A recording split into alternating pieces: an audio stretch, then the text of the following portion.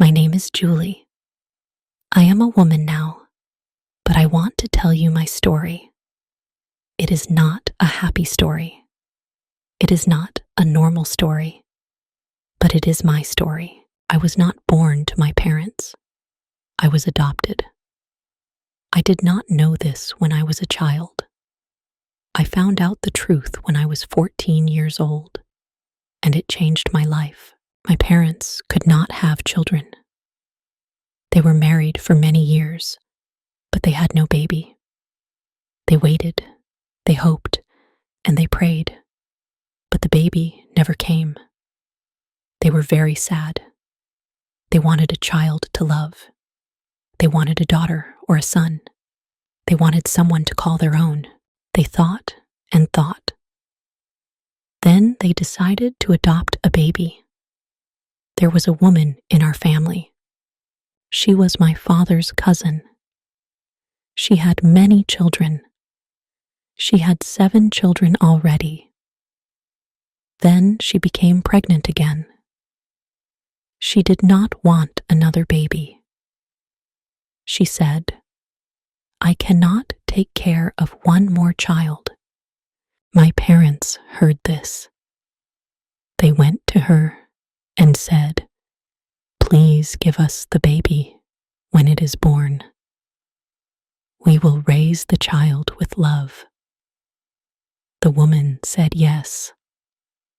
She agreed to give her baby to them after birth. I was born on a cold night. My real mother did not give me a name. She did not hold me. She gave me to my adoptive parents right after birth. They were waiting for me. My new mother held me in her arms. My new father smiled. They called me Julie. They took me home. They gave me love. They gave me everything. I grew up in a warm home. I had toys. I had books. I had good food. I had pretty clothes. I had a soft bed. My mother sang songs for me. My father read me stories. We played games. We laughed. We went to the park. We went on trips. We lived a happy life. My parents loved me. They never shouted. They never hit me. They were always kind. They taught me good things. They helped me when I was sick. They helped me with my homework. They gave me hugs and kisses every day. I felt safe. I felt happy. I felt lucky. I thought they were my real parents. I never asked questions. I never wondered about anything. I thought all children lived like me. I loved my mother. I loved my father. I loved our house.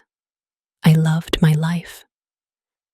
But then one day, everything changed. When I was 14 years old, I heard something by accident. I was in the kitchen.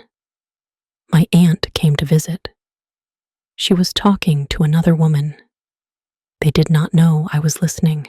My aunt said, "You know Julie is not their real daughter. She is adopted." The other woman said, "Oh, really?" I didn't know. My heart stopped. I could not believe what I heard. I felt confused. I felt scared. I ran to my room. I closed the door. I cried and cried. I could not sleep that night. In the morning, I looked at my mother. I asked her, "Is it true?" She looked at me. She said, "Yes, my love. It is true. But we love you so much." I shouted, "You lied to me. You are not my real parents. Why did you take me? I want to go to my real parents." My parents were silent. They cried, but they did not say anything bad. They only looked at me with sad eyes. I told them, "Give me money. I want to go." They gave me money. They packed some food for me. My mother put my clothes in a small bag. My father gave me a little extra money. I did not say thank you. I was angry. I left the house. I left the home where I had lived all my life. I found out where my birth parents lived. I went to their house. I knocked on the door. A woman opened the door. It was my birth mother. She looked at me. She was quiet. Then a man came. It was my birth father. He said, "Oh, Julie." My oldest brother came to the door. He said, "Why are you here? We don't have space. We are already too many people in this house." My real father looked at me. He looked nervous. He said, "Julie, I am sorry. Life is hard here. We are poor. We don't have space. We don't have food for many people. I live here, but it is not easy. My wife, she is not kind. She is angry every day. I cannot help you." I stood there. I said nothing. My eyes were full of tears. I felt cold. I felt empty. I wanted to scream, but no sound came out. My real mother did not hug me. She did not ask me to come in. No one asked if I was hungry or tired. I felt like a stranger. I was not welcome. My oldest brother said, "You should go back. This is not your home. You left your family. Why did you come here?" His words were hard. They hurt my heart. I said nothing. I picked up my bag. I walked away. I did not know what to do. I did not know where to go. I sat by the river. The water was dark. The sky was gray. I was cold and hungry. I had no place to sleep. I felt like I wanted to jump into the water. I thought, maybe it is better if I disappear. Nobody wants me. Nobody loves me now. But something in my heart said, "No, don't do it." I took out my phone. My hands were shaking. I sent a message to my adoptive parents. I wrote, "Please send me money. I want to come home. If you don't help me, I will jump into the river." I waited. My phone was silent. 10 minutes passed. Then 20. Then I saw a message. My mother wrote, "We will send the money now. Please wait. Please don't do anything bad. Come back home." I cried and cried. I felt a little hope. I waited 2 more hours. Then I went to the bus station. I got the money. I bought a ticket. I came back home. I didn't say anything when I entered the house.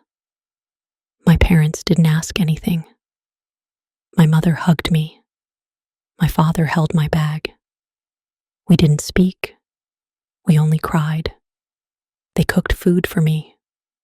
They gave me warm clothes. They made my bed. I was quiet. I felt strange.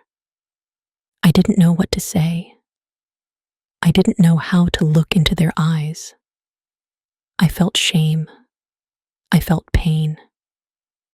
But I also felt safe. I was home. That night, I didn't sleep much. I looked at the ceiling. I thought about my life. I thought about my parents. My real parents who didn't want me, and the parents who raised me with love. I thought about the food my mother cooked. I thought about the bedtime stories my father told me. I remembered the soft blanket, the goodnight kiss, the warm smile in the morning. My mother came into my room. She had tea in her hands. She put it near my bed. She smiled a little. She didn't say anything. She just sat with me. Her hands were warm. I looked at her and whispered, "I'm sorry." She touched my hair. "You are our daughter," she said. Forever, I started to cry. I cried like a little girl. My mother held me. I said, "Why didn't you tell me the truth?" She said, "We wanted to tell you when you were older. We were afraid. We didn't want to lose you. We didn't want to hurt you." I nodded. I understood. They were not perfect, but they loved me, and that love was real. More real than blood, more real than anything else. They gave me a life. They gave me their hearts, and I broke them. But they still welcomed me back. My father came home from work. He brought flowers. He gave them to me. He smiled and said, "Welcome home, princess." That word, princess, made me cry again. I remembered all the times he called me that. I remembered all the birthdays, the hugs, the help with homework, the games, the walks. I knew I was lucky. I was not their real daughter by blood, but I was their daughter in every other way. I decided never to leave them again. Days passed. I helped my mother in the kitchen. I cleaned the house. I went to school. I started to smile again. My friends didn't know what happened. I didn't tell them. This story was mine. This pain was mine. And also, this love. It was mine. One day, I looked at my mother and said, "Can I call you Mom again?" Her eyes were full of tears. She said, "You never stopped calling me Mom. Even when you were gone, you were still my daughter." After that day, everything slowly became normal. We didn't speak about the past. We didn't talk about the river, or the cold house, or the angry brother. We only looked forward.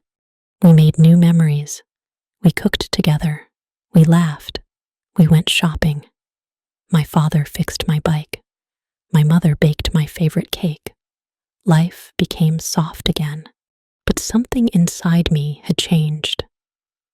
I was not a child anymore. I had seen too much. I had felt pain. I had learned that love is not always about who gives you life. It is about who gives you a home, who stands with you, who never lets you fall. Many years have passed. Now I am a woman. I work. I smile. I love my parents very much. They're older now. My father has gray hair. My mother walks slowly, but I take care of them. I cook for them. I drive them to the doctor. I sit with them and hold their hands. I don't think about my birth family anymore. I don't hate them. I don't love them either. They were a part of my story, but they were only a chapter. My real life is with the people who raised me. My real family is here. I now understand something very important. Blood does not make a parent. Love does. Time does. Care does. My parents chose me. They didn't have to, but they did. And that choice is the greatest kind of love. When I look in the mirror, I see a strong woman. I see a girl who was lost and found again. I see a heart that was broken but healed. And most of all, I see a daughter who was truly loved. Now I'm 25 years old. I still remember everything. It still hurts sometimes, but I'm grateful. I have a family that chose me, loved me, and forgave me. This is my story. Thank you for listening. If this story touched your heart, please subscribe for more stories like this. I'll be here, waiting to share the next one with you. If you enjoy the story, please like, subscribe, and share.